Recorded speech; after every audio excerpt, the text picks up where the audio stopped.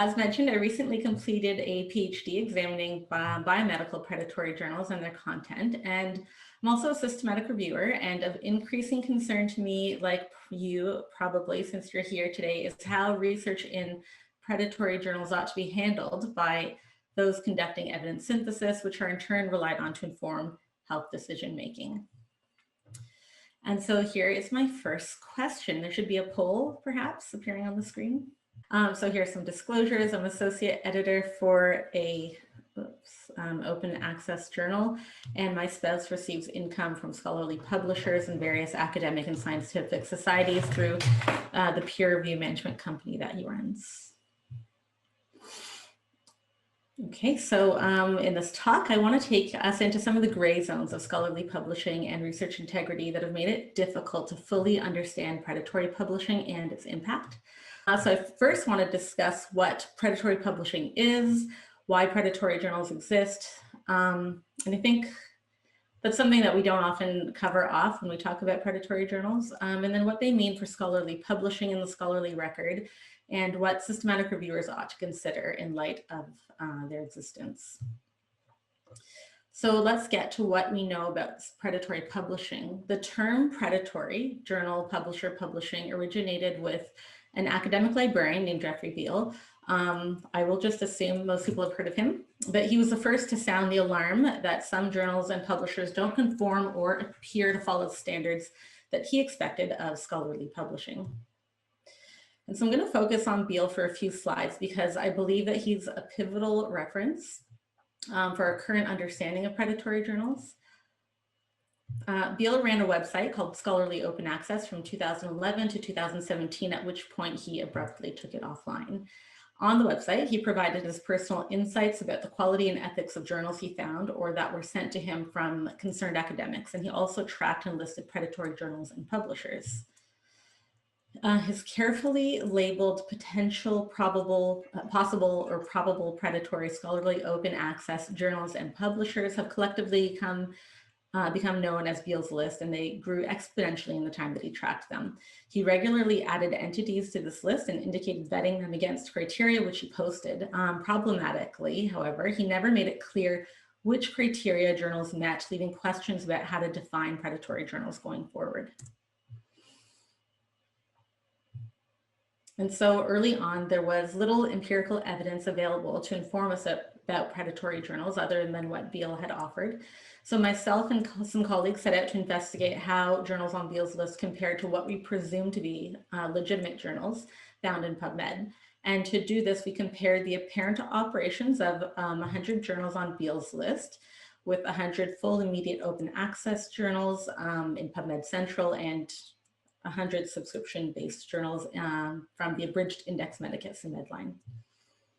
And we extracted information based on Beall's defining criteria and publishing standards from two well-known scholarly publishing associations, so OASPA and COPE. And we started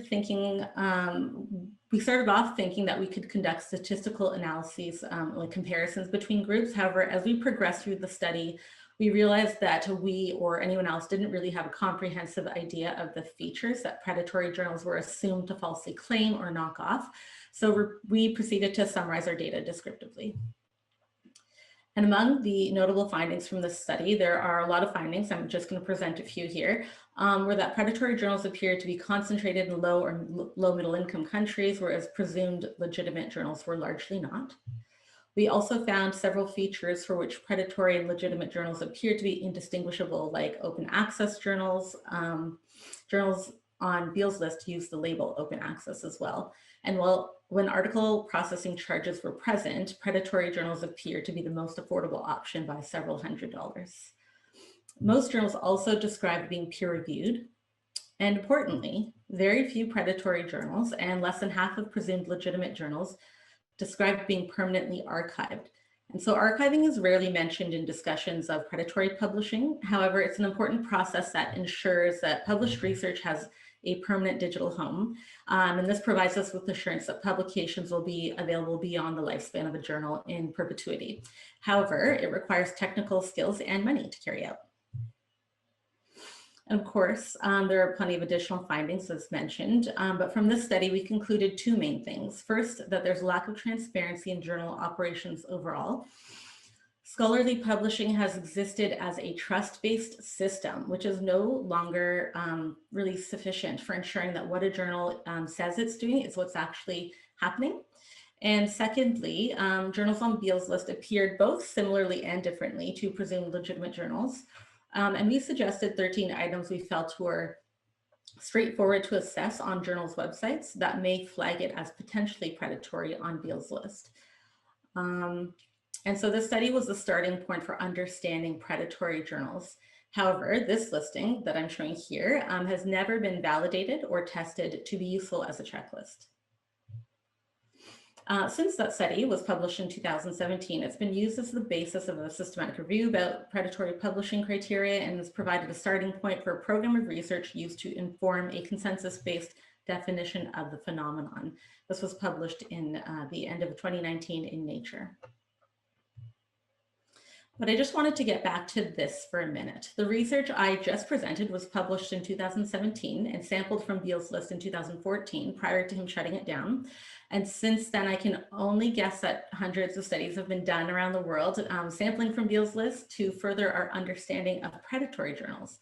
And so while there's no doubt that Beall's work was important and he raised the flag about this potential problem or this definite problem that we're having in scholarly publishing, much of what we know about predatory journals reflects Beall's conception of them, and that's problematic for a few reasons.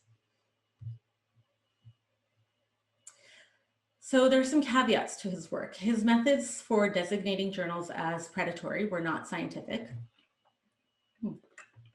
Sorry. When he outlined inclusion criteria for journals on his list, he applied them unevenly and he failed to disclose, which criteria the entities on his list met. And because of this, his methods can't be replicated and to reproduce the list. He also grouped journals with a wide range of intents on his list, and understandably so. Determining intent is challenging. The term predatory implies some level of exploitation of authors or perhaps open access publishing. However, it's clear that not all journals he listed had those intents, and some even went to the extent of using legal threats to prove it. An interesting example is the publisher Hindawi, which was listed on Beall's list early on and then removed a couple of years later. Hindawi was originally based in Egypt and spearheaded the Open Access Scholarly Publishing Association. All the proof that we needed that Beall might have got it wrong is that Hindawi was just bought by Wiley for almost $300 billion earlier this year. So Beall also focused solely on open access journals, which consistently left any potentially dubious practices of subscription-based journals out of scrutiny. He regularly and openly discussed his dislike for open access, repeatedly calling it anti-corporate, which I'm not sure is a word. And lastly, many of Beall's description of predatory publishing edged on xenophobic. He compared predatory publishing to the textile industry based out of low-income countries. He once used the term publication favelas to describe the largest open access database of Latin American journals. He also, let's also remember that Jeffrey Beall was a white man from a high-income country, a privileged position in publishing, to say the least. His conception of legitimate publishing may be different for someone from a different part of the world, and therein lies one of the most questionable aspects of his work, in my view. Offshore, I guess, refers to anything not in America. So as a scientist, I feel uncomfortable that the knowledge we have about this predatory publishing phenomenon is almost exclusively based on one person's blatant biases. And so many people have moved on from Beall since he stopped his tracking activities in 2017. Others, however, have taken up where he left off, and at least 2 anonymous websites have replicated what he did and added to it using similarly irreplicable methods, unfortunately. And then these are now being used in research about predatory journals. There's also a list created by a company called Cabell's, which has hired Beall as a consultant early on in their development. And Cabell's lists uses explicit criteria of each journal's violations. It can only be accessed by subscription. So this was poll question number 2. Where would you check to determine if a journal is predatory? Okay, so looks like most people are looking at BL's list still. Some are using others, and some are able to access CAVL's list. Neat. Now that we understand how predatory journals were conceived and how they may look and operate, and some of the biases that may be present in our understanding of them, I think we can agree that journals carrying out dubious operations do exist and they are problematic. But it's imperative, I think, to understand why this problem exists. Many people will tell you that it's because predatory journals aggressively solicit submissions via email, and unsuspecting or conscious conspirators, people who want to publish in them, take the bait, and then this fuels their growth and popularity. And that's really only part of the story. I want to discuss the fertile ground laid by publishers, academia, and funders, among others. As you're likely aware, the internet had a huge impact on scholarly publishing. It allowed content to be delivered to readers electronically, and there are multiple effects from this. It made publishing cheaper by reducing costs associated with printing and physical distribution. It allowed journals to be managed virtually through the internet. It enables free access to content. So that content could be made available for free gave rise to a new model of publishing where instead of charging for open access, a publisher could charge to publish and still profit. The first major for-profit publisher that launched in this spirit was Biomed Central in 2000, followed by Public Library of Science. And so while the internet made open access possible, it also made it possible for virtually anyone with an internet connection to provide publishing services or purport to and collect fees on this basis. You get a journal and you get a journal, so everyone can have a journal. Once the precedent for collecting fees from authors was set and realized to be profitable, the ease of digitalization and lack of regulation in publishing made it corruption possible, corruption of the model. And so subscription journals first set this precedent for author-side payments and publishing with hefty fees for pages, colors, and figure charges. Open access journals benefited from this precedent, which made the introduction of article processing charges more acceptable. Additionally, open access mandates set by institutions and funders have now normalized author payments for publishing, as well as incentivized journals to be launched or convert to open access. Researchers indicate that health research funders are the primary funders of article processing charges. That these journals may present themselves as open access and do not appear to charge fees, which are typical in biomedicine, may make them attractive to researchers bound to such mandates. And perhaps the biggest and most important situation that gave rise to predatory journals is academic reward. Academic scientists are incentivized to publish, the more the better, especially in journals with high impact factors or in some places in which are indexed in the web of science. This dependence or interdependence between academia and the publishing industry leaves both groups vulnerable and sensitive to what the other is doing. Vitek Trax, I'm not sure if I said his name right, but he was the founder of Biomed Central. And he remarked that the reason his model was successful was because authors are more interested in publishing than readers are in reading. Like trusted publishers, those labeled as predatory are benefiting from this dependence. The particular reward policy introduced in India is believed to be responsible for the concentration of predatory journals in that country. In 2010, the nation's highest education regulator, the University Grants Commission, set minimum numbers of publications for PhD students and faculty that they had to achieve annually. And then they allocated more points for publications in international journals. And similar policies have been documented in Nigeria and other locations around the world. So given the situation, we can start to see why some journals may broadcast impact metrics by being indexed in certain databases or as international or global.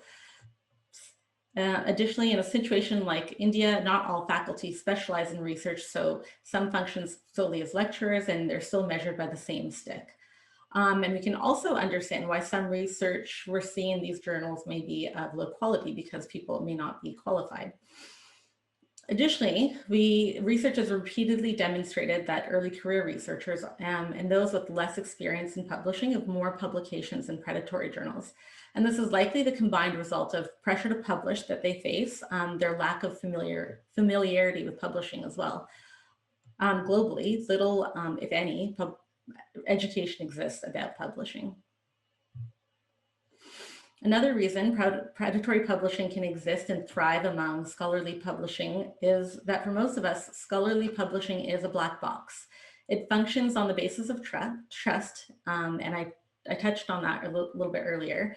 For as long as scholarly publishing has existed, journals and publishers carry out editorial processes without much involvement from the scholarly community, and essentially we trust that what is promised is what's being done. For those of us who are users of scholarly publishing services, there's a distinct inability to verify the practices that are being carried out across journals. For instance, across journals, we only know that peer review takes place after we receive peer review comments rather than prior to submission or while it's being undertaken. We also, as a scholarly and scientific community, have very little knowledge about what happens when or what's important in scholarly publishing. For instance, before I mentioned digital archiving, most of you likely did not know the importance of this process in ensuring that research is permanently available. And so just skipping to question number 3, in your opinion, the most problematic aspect of predatory journals is that they are not peer reviewed and we can't trust what they publish. They may, let's see, so about 61% of folks said that. 40% of folks said they deceive inexperienced authors. They're attracting researchers to submit or incentivizing researchers to submit. That might have been an incomplete thought. I think I was thinking of fake research. And they're attracting valid research that may never be found by systematic reviewers. Okay, interesting. I'll just get rid of this again. And so what do predatory journals mean for the trustworthiness of the scholarly record? So for many of us, the stings carried out by to expose non-existent or problematic peer review, this poll is still here, in predatory journals was all we needed to decide that they were up to no good and subject to exploitation by researchers looking to accrue publications or potentially to push certain agendas. And I think it's common that many people, they don't really go beyond the journal level to, and they're quick to conclude that predatory journals are ill-intended and carrying out low-quality operations, and they and their content should be avoided at all costs. And depending on your role in knowledge production, that might be fine, but as a systematic reviewer, I need to know what these studies look like and how they might affect the work that I do. And so I'm going to break here for a quick story. I recently moved to Toronto with my family, and before buying a house, we considered renting a house. And the house that we liked was owned by a person who happened to work at the same institution I was going to be at. And as I got chatting with the owner of the house, I came to learn that she was a health professional and had published a couple of articles. So once we hung up the phone, I obviously had to Google her name and see what she published because I'm that nosy. And the first of the 2 articles that appeared was this one. It was a protocol for a randomized trial. And I recognized immediately that it was in a journal published by the largest publisher that has been labeled predatory, Omics. And I carefully studied the article, its authors, its reporting, and concluded that its methodology was rigorous, and the corresponding trial publications had been published in non-predatory journals, and results were registered in clinicaltrials.gov. Needless to say, I did not move into the house. That's not because of the article, but because we decided to buy.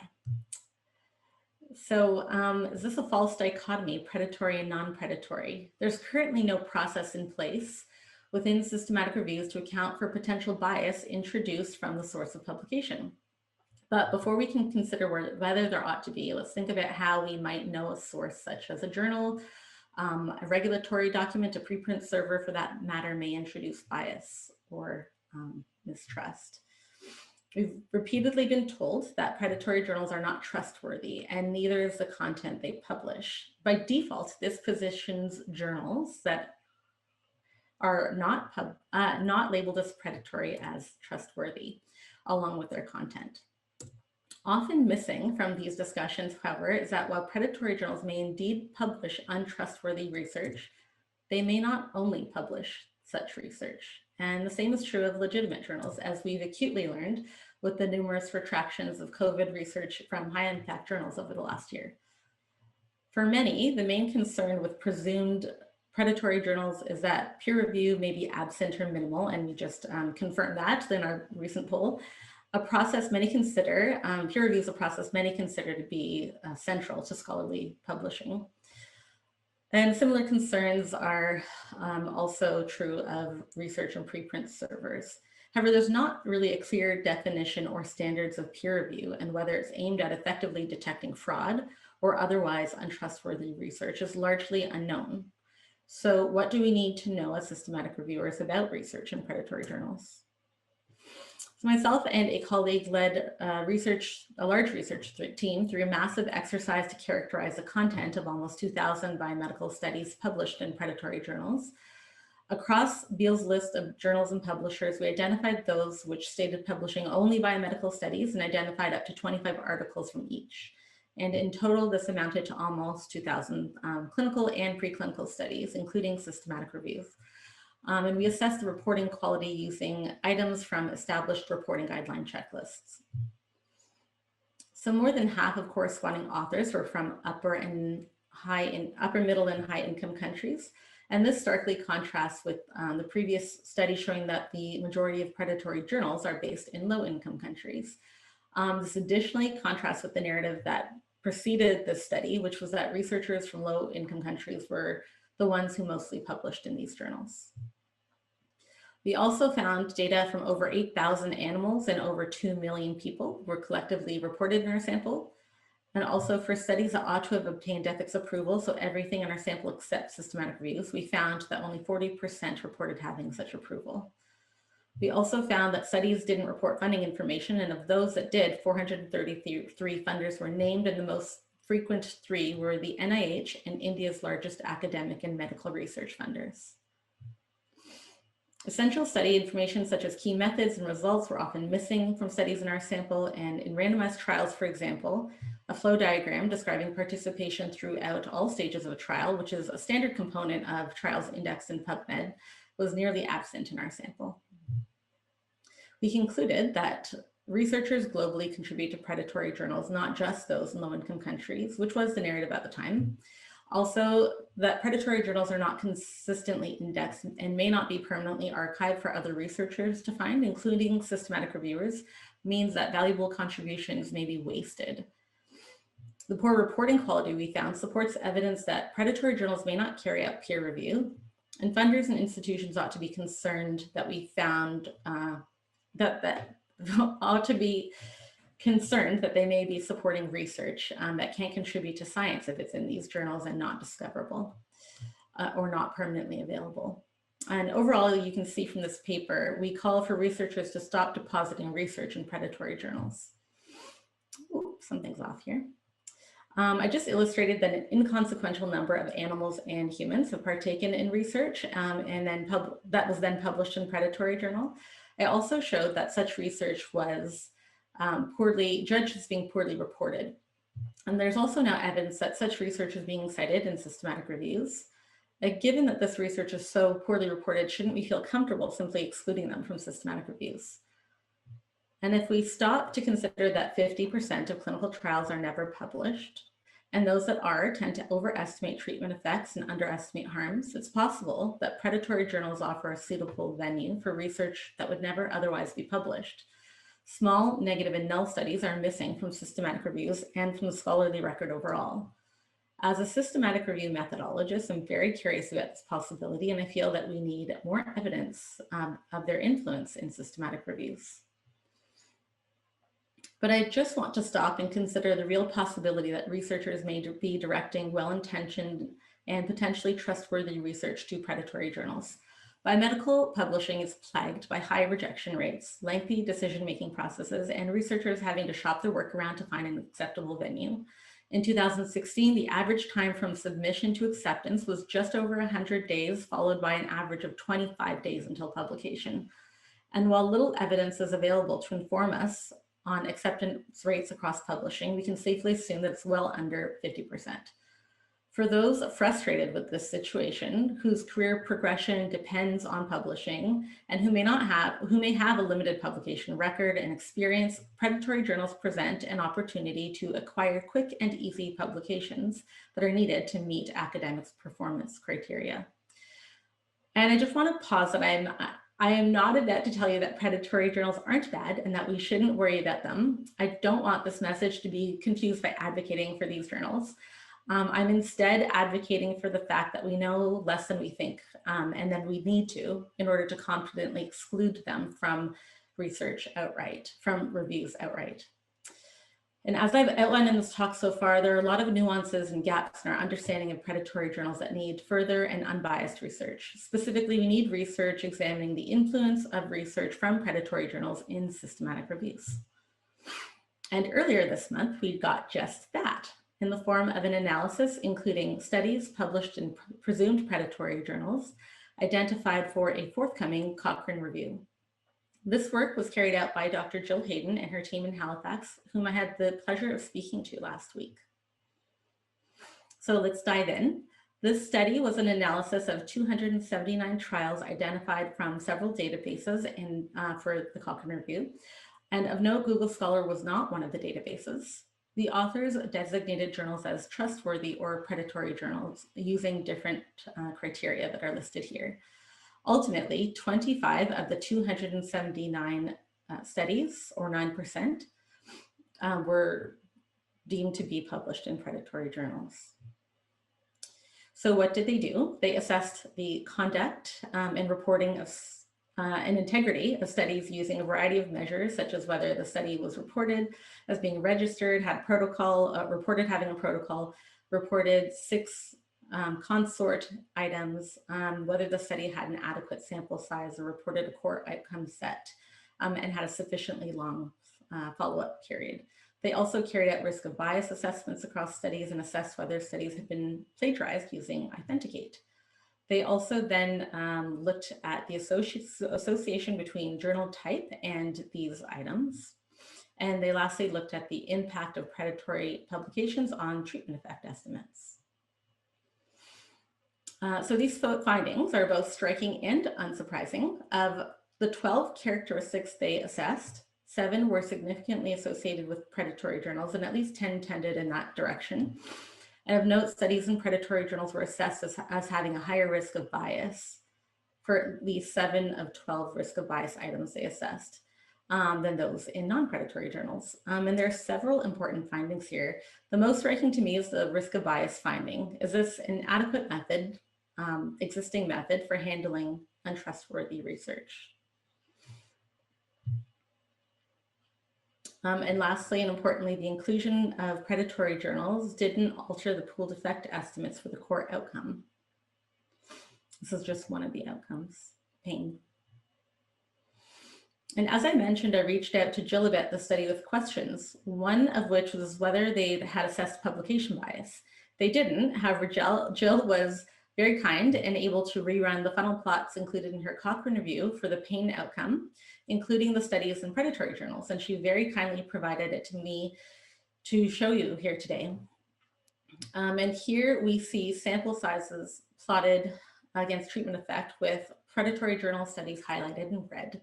From this, we can see that the studies appeared to be on the small size and largely didn't favor exercise for pain. In my read of it, the study demonstrates that there appears to be no harm from including research in predatory journals in systematic reviews. However, there was one thing that struck me about the study that illustrates some of the gray zones I had rambled on about earlier. Of 25 studies included from the predatory journals, 20 were published in a single journal, the Journal of Physical Therapy Science.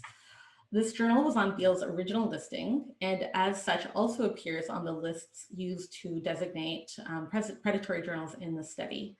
But when I had a look at the journal's webpage, as well as information Jill and colleagues provided in their appendix 5, I think it is, to support their designation as a predatory journal, I knew that this journal is a perfect example of the flaws in Beale's work.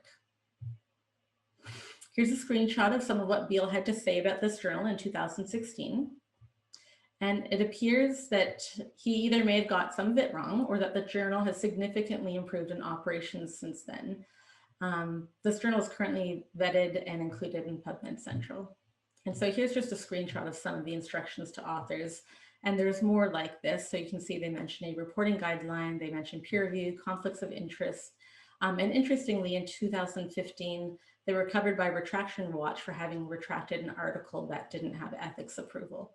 So I'd say that they seem to be carrying out practices that we expect of journals. So not quite sure how they made it on. It made it onto Beall's list. I'll also note that this journal is the journal of a society that is an Asian-wide society for physical therapy, and it's run. It's owned. That society, or the journal, sorry, is run by a large publisher in Japan that is also funded by the national funder for science, one of the largest national funders. So it's confusing why this journal is on Beall's list, and also that we might still consider it predatory, why we might still consider it predatory. Another caveat I wanted to point out, not in relation to this study, but overall, is that reporting is poor across scholarly publishing, period.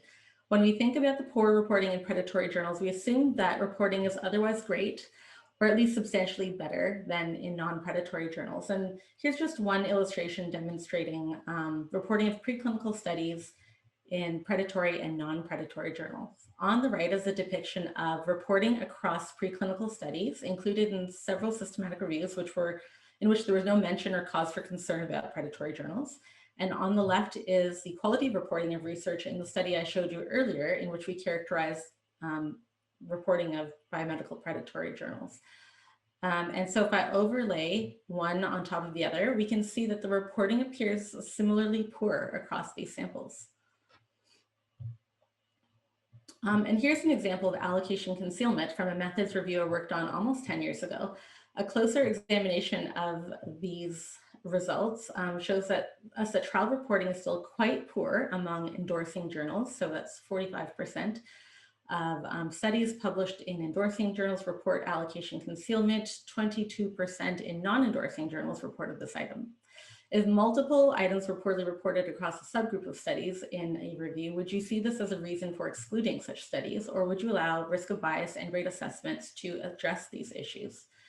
Of note, when we assessed this item in predatory journals in our sample from the study published in Nature, 25% of trials reported this item. So 25% of research trials in predatory journals reported this item. And so as someone who studied this literature in depth, I can assure you, the literature I'm referring to is trial reporting. I can assure you that a minority of journals appear to endorse reporting standards and have statements about trial registration, data sharing, et cetera. So it's not surprising that research in predatory journals is not well reported. And lastly, and briefly, what should we be thinking about regarding research in predatory journals and systematic reviews, and how ought we handle them? This is actually where I have a lot less to say and where I think there's need for discussion. And so here's a poll question. I might just skip through this because I think we're getting close to time. Oh, 4, there it is. Okay, well, I think the answer is clear. We need to start evaluating the validity or trustworthiness of publication sources, so that is journals, that I'm referring to in systematic reviews. So that's what we say. Let's close this.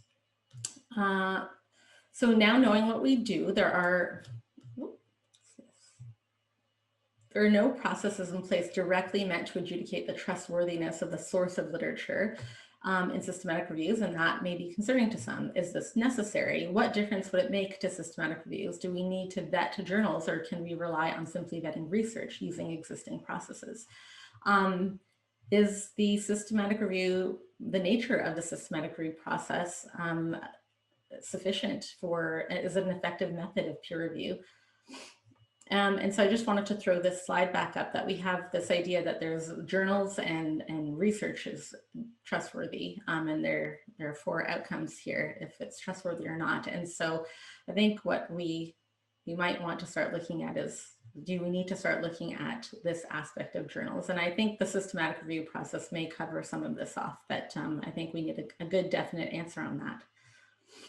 So if we want to think about adjudicating the trustworthiness of research, we might rely on existing systematic review methods, or we may wish for a more targeted approach. And for that purpose, a checklist called Reappraise was published last year by a group of researchers who spent a lot of time investigating research misconduct, and has led to several retractions. And some of the items on this checklist can be seen here, and some appear to be overlapping with the approach that Dr. Hayden and her group used.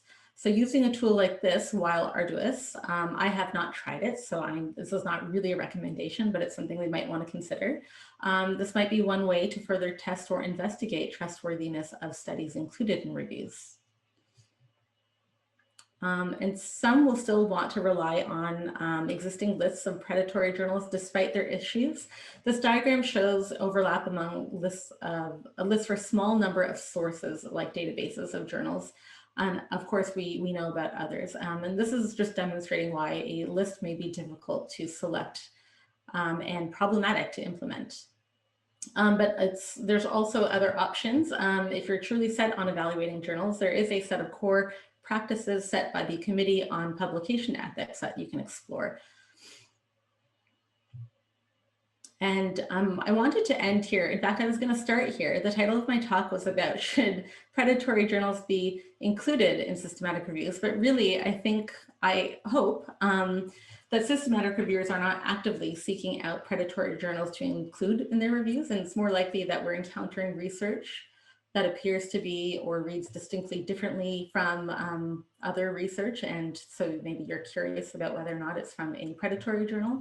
So maybe the more pertinent question is whether we should exclude research from predatory journals. And so the conclusion is, I don't have an answer. I don't think, I hope you weren't expecting one, but there are many competing gray areas about research integrity that have been highlighted by predatory journals, and about scholarly publishing that we should be concerned about.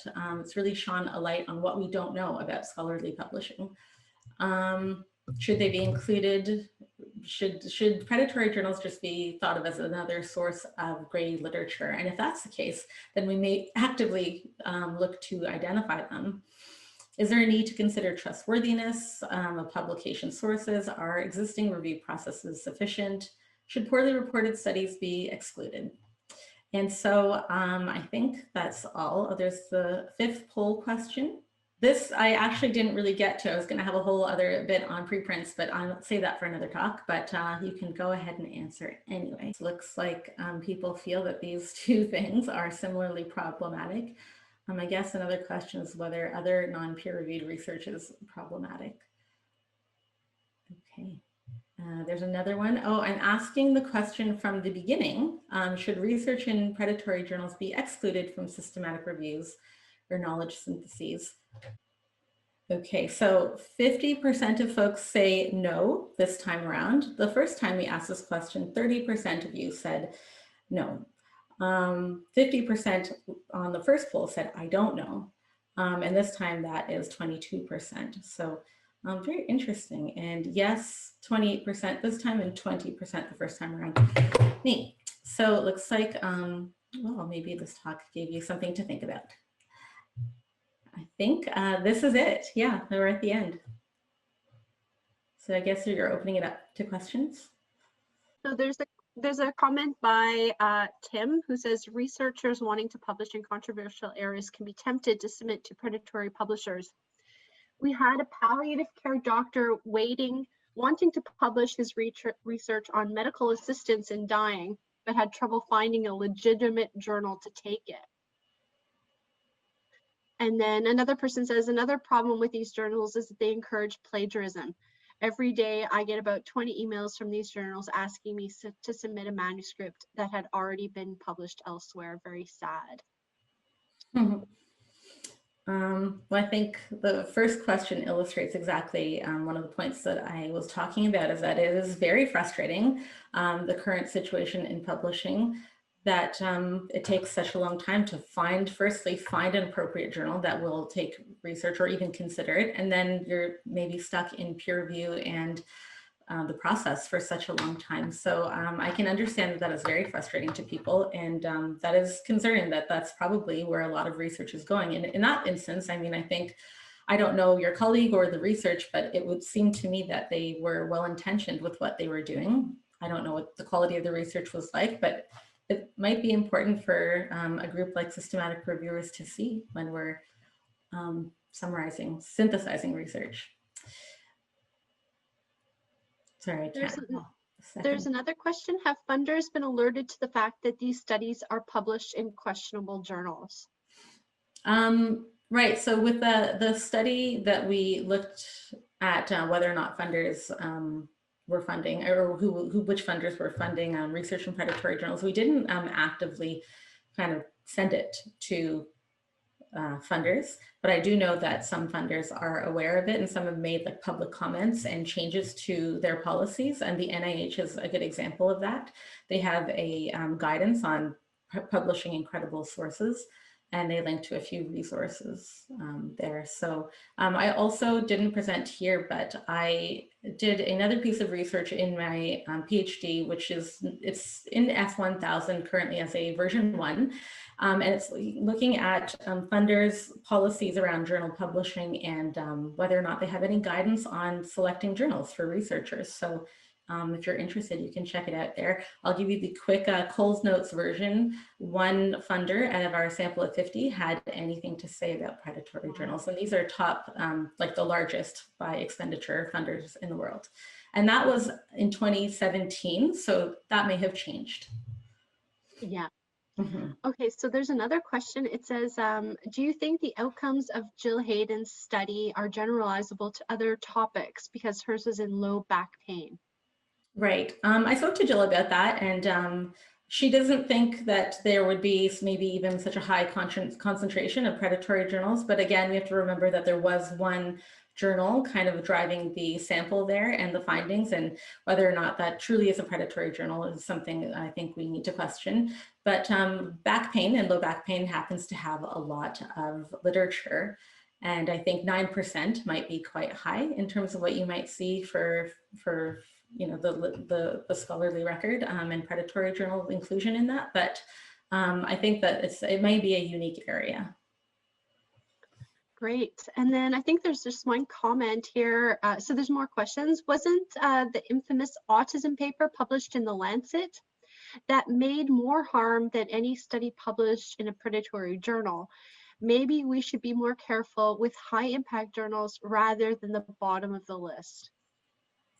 True. Yes. Very, very good point. I mean, I think that is 100% true. When we think of impact in the world, I mean, we all watched as a Google Doc informed Donald Trump's decision to approve or have emergency approval for hydroxychloroquine over last spring. That was very problematic, and it wasn't even in a journal. So we should be concerned not just about the high impact journals, but about the activities of dissemination of researchers that is maybe even more problematic than publishing something questionable in the journal. Great. Another question from Lauren is, do you happen to know if Google Scholar's vetting process takes the possibility of a journal being predatory into consideration? So Google Scholar don't have a vetting process. They use automation. Anything that looks like research, looks and feels like research is included. And there's some really hilarious stuff on Twitter showing that there's like school cafeteria menus that have been formatted to look like a journal article that now appear in Google Scholar. And so that's how it works. And so that's why that is sort of the portal to predatory journals, because what they publish or journals that are maybe not indexed, I won't call them predatory journals now, but I guess journals that aren't indexed in, say, Medline might be found in Google Scholar because their content appears a certain way. They do have formatting requirements and they look for certain things, but they don't have a strict vetting process. As far as I know, they don't disclose very much either. Yeah. Okay, so a question from Janice is, can you describe in more detail how vetting journals will help in systematic reviews? Normally, research teams would critically appraise the articles, so wouldn't that be more important rather than evaluating the journal source? It's also not foolproof that articles published in high impact journals are good quality. Thanks in advance. Great presentation. Oh, thanks so much. Yes, so I wouldn't necessarily advocate, I'm not an advocate of vetting journals, but I think some people are stuck on the idea. I think it's going to be very hard to get away from the idea of this dichotomy that there is predatory journals and non-predatory journals. That may be so. It's very gray, as I mentioned, but I think we just need to be concerned about what's published in them. We need to treat everything kind of equally, I think. And so I think the existing methods and systematic reviews should be explored more for, whether or not we can detect anything to do with trustworthiness, or whether we need to modify our approach. But I would focus at the study level. Okay, great. Mm-hmm. So there's some question that I actually don't really understand, so maybe this person could clarify. By Augustine, can you please share your thoughts on SFU's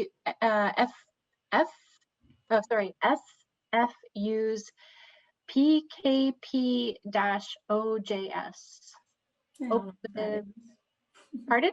I don't know what that is. No, I don't know what that is either. I'll try and ask for clarification. In the meanwhile, let's see, I'm just see if there's. I can only assume it might have something to do with Simon Fraser University, and I know there's some brilliant researchers there evaluating scholarly communications, but I don't know specifically. Yeah. Okay. Let's see. Would you mind to share the link or reference of that Google Scholar search that came up with the menu? Okay, yeah, I can send that if you don't mind circulating it, Carol. And I think somebody also said that they would like the PDF of your presentation if you're willing to share that. Okay. You know what? I might have to either remove or ask Jill. I have an unpublished work in there. I'll ask her about it, or I'll just simply remove it. So okay, sounds good. And what we could do is we can, how can we share that? Maybe I can send it out to all the participants. Yeah, we can also post it on the webpage. But Larissa, there was a question submitted online. Did you want to get to it as well? Oh, there were a few. Yeah, okay. I just wrote 2 of them down because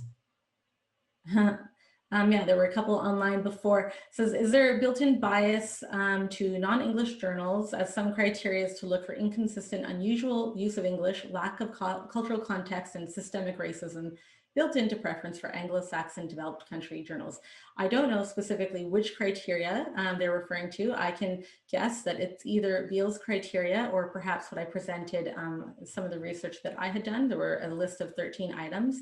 And I think there's definitely some built-in bias towards non-English journals. Those all originated, the criteria originated with Beale. His designation of predatory journals focused on, it seemed to focus, I mean, I can't say what he was up to, but it seemed to focus on journals that didn't come out of high-income English-speaking countries. They were low income and typically non-English, native English first language countries. So yep, I'd say that there's some bias and that's problematic. And then how do we dichotomize between predatory or not? Well, that's just it. It's not a dichotomy, is it? I mean, we'll never be able to know the intent of journals, and particularly predatory journals. The whole point is to deceive. So I don't know that we'll know. I think something I could mention here that, I can't talk about everything, but I think what we need to focus on is agreeing as a scientific community, scholarly communications community, what a journal should look like. Like if we want to talk about a dichotomy, then let's just not talk about the bad side of that dichotomy. Let's talk about what a journal should look like. What are the features? Because there seem to be a lot of lists that people want to rely on that as their main list of legitimate journals. But quite frankly, everyone is doing things differently with their vetting processes and their criteria. So it's possible we need a universal set of standards. And I think COPE is a great organization that seems to have started that. And I think that's why I presented the core practices. I think that that's a great place to start. Okay, I think that's it. Those are the only 2 questions I had from online. Okay, sorry, there's 2 more questions, so maybe people hang out. So is there a link between conflicts of interest, industry bias, and predatory journal publication? I believe that Jill might have had an item on whether or not conflict of interest was reported. and its association with predatory publishing. I cannot recall the results immediately, but whether or not there's a link between like what you're asking maybe is our industry kind of associated with predatory journals or publishing predatory journals, I don't know. I mean, I think most journals, even the ones that we trust or that we want to trust, fail to disclose how they're funded. And so if we're expecting that from predatory journals that are out to deceive us, I don't think that we'll ever know the answer to that question. And to say whether or not there's a prevalence of that among predatory journals, I think there's a lot we don't understand or that is not told to us about scholarly publishing. There's a lot of industry funding that goes into journals that we use every day. There's funding through advertisements. We don't always see that online. A lot of journals still print. A lot of companies will print supplements of just their funded pharmaceutical company research. That is probably the biggest income for journals. So yeah, I think I wouldn't look at it as is it limited to predatory journals? I don't think we know enough, and I also think there's a lot we don't know about non-predatory journals. Definitely. I think this is one of the last questions, or the last question. It's from Fred King. He says, I tend to evaluate journals when a resident asks me if they should publish in it. If the publisher shares a phone number with an instant corporation company in Delaware, or they're based in a suburban apartment complex office that rents cubicle space by the hour, what do you think? I usually advise the residents to run away, but they might just produce good articles. What do you think? This is one of the reasons why my beard is such an attractive silver. All the above examples are true, by the way. That's fantastic. I've always had a problem with this. I've seen this kind of the idea that if a journal is at a residential address in whatever weird location that it's problematic. Well, guess what? My address is the address of several journals. My husband runs several journals through his publishing company, and he is the contact person. His phone number is there, and so is our home address. That's reality, folks. So I really couldn't tell you that you should run away. They've seen lots of, I've seen this online. People have done Google image searches and posted photos of, or the images of these sketchy looking locations. I don't judge where people live. I don't know. I don't really think that's a reliable criteria, but it's funny anyways. So one more question. When I'm asked, I speak to the accessibility of the journal. Do they want their published research to be findable? If so, they need to head to those journals that are indexed in major databases, which would mostly exclude the predatory journals. She says, like you, Fred, I evaluate on criteria such as address. Is the journal in a DOAJ? Is the publisher a member of COPE, OASPA? I Googled one address that was an open field on Google Maps. So it's pretty much almost the same comment, but. Right, okay. And that's it. That was the last question. Cool. Or comment. Cool. Well, thanks. Thank you so much for this opportunity to talk about some of the research I'm just fresh out of doing and thinking about. I'm really hoping that, are you going to be doing more similar research in the future? No, my research in the future, I've moved into the area of equity in academic publishing, and really this is the situation that prompted my thinking about that, thinking there are a lot of inequities in publishing, and not only publishing, but academic reward. I'm thinking about women here. I'm particularly thinking about women who are parents in COVID, such as myself, who have had a lot of struggles, and what this is going to mean for our careers going forward. And so, yeah, so that will be my new focus, I hope, and we'll see. Thank you so much. Yeah, we look forward to your research in the future. Thanks so much. And thanks so much for coming. And we really enjoyed your talk. It was so well received. Thanks, everyone.